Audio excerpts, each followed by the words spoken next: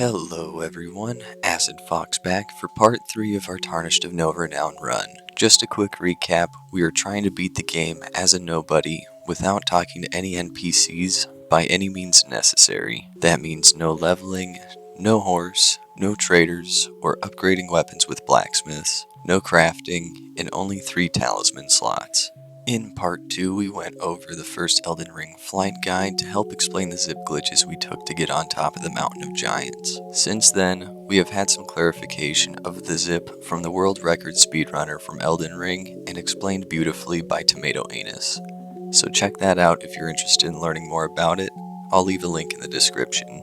Once we made it up, we had to finesse our way around I still don't know what this thing is. And then we secured a site of grace. We then took another zip onto the main area to reach the fire giant, but before the fire giant, we had to take out the trash. With that out of the way, I shoe in for my Gillette Pro Glide sponsorship by giving the fire giant the closest shave a man can get. Next, we found that Melina was not going to sit with us to take us to the next area of the game, since we've ghosted her the whole time. But that's alright. I'm an independent albinarch who don't need no maiden. In order to get into the crumbling city another way, we need to abuse one last glitch called the wrong warp. This one is a little difficult to explain, and I have seen mixed theories as to why it works, but we will go over those after we see it here. Just to clarify, I had to go back to re-record this after completing the area, which is why I have sites of grace at the crumbling city. But in order for this to work and bring us to Farum Azula, we have to take this teleporter to a cutoff area of that region. We need to use the Memory of Grace and teleport to the Stormhill Shack site of grace at the same time. Speedrunners use this and they take as little sites of grace as possible to make it easier with timing and finding the right site of grace. However, if you have many sites of grace, the timing will look like this. When done correctly, the character will load in under the map in the Stormhill Shack location, and we simply need to quit out or just Alt F4 from the game. When we load back in, we will be in the default spawn point of the crumbling city.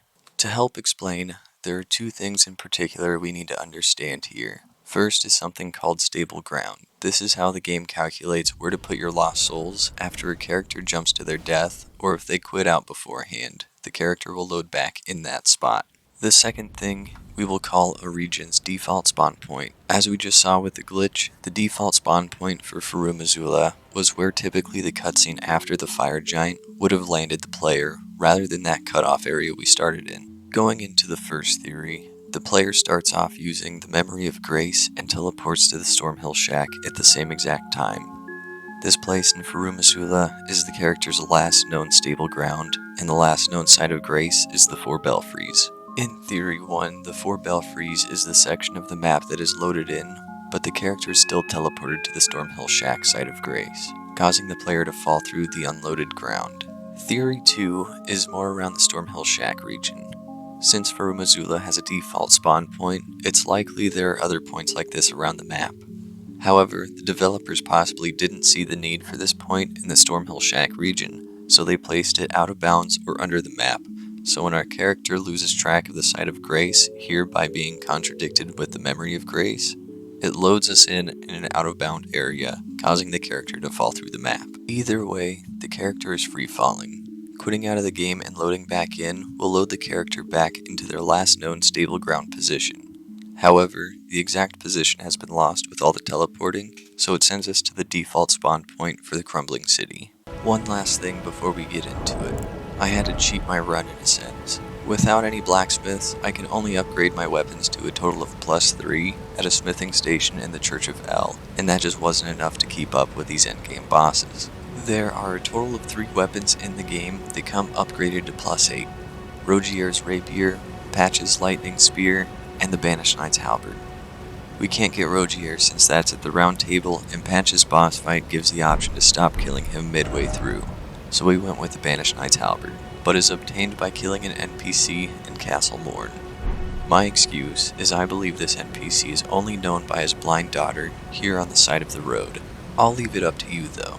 If you think this is cheating the run, then I will have no choice but to reinforce my stance by enforcing the rule of no witnesses, and the blind girl gets it. For now, we're just going to skip over the Godskin duo and go straight for Maliketh. We take a zip on top of his building and drop down. Before taking on the boss, we need to grab the Side of Grace just down the bridge here and evade the guarding tree sentinel.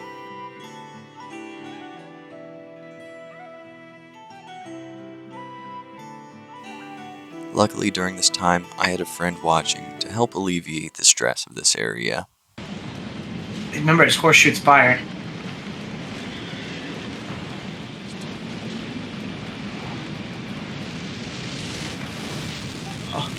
Oh.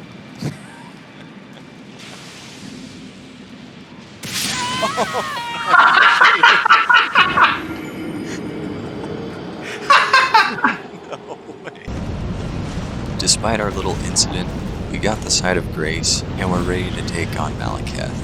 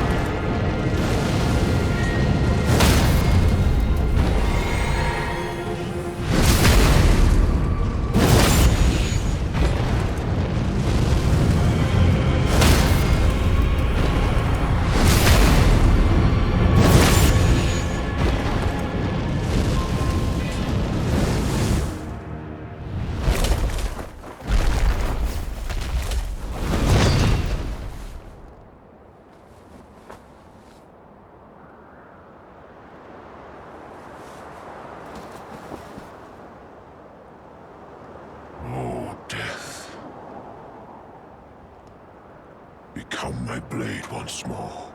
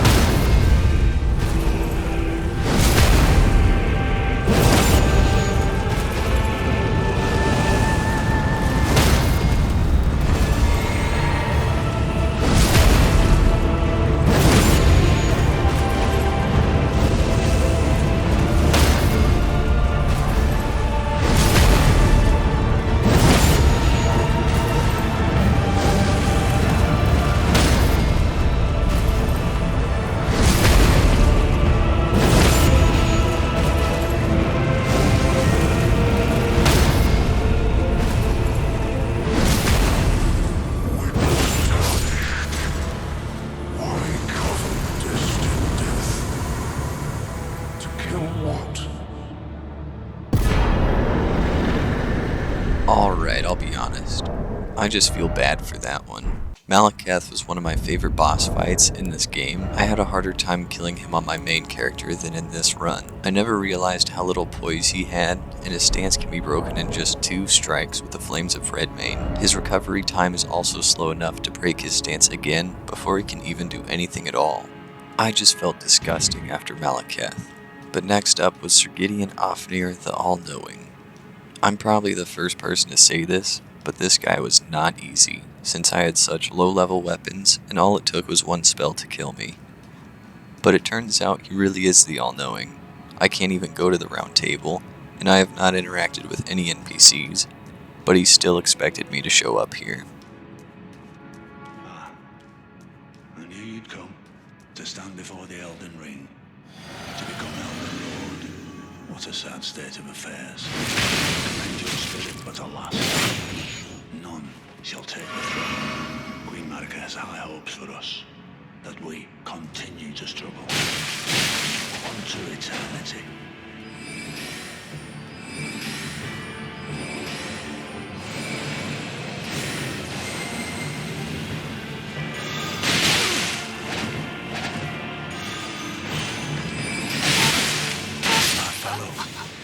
You fought well until now.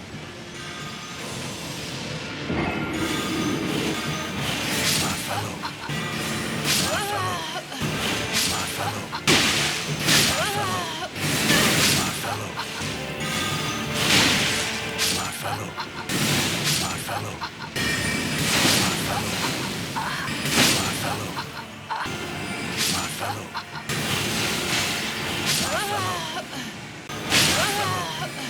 My fellow.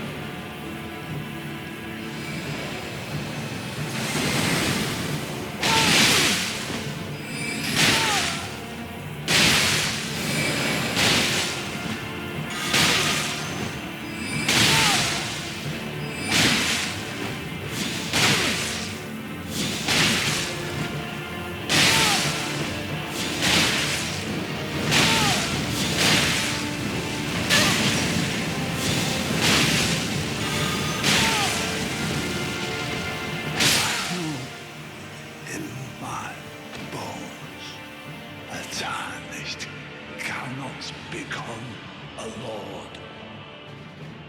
Not even you. A man cannot kill a god.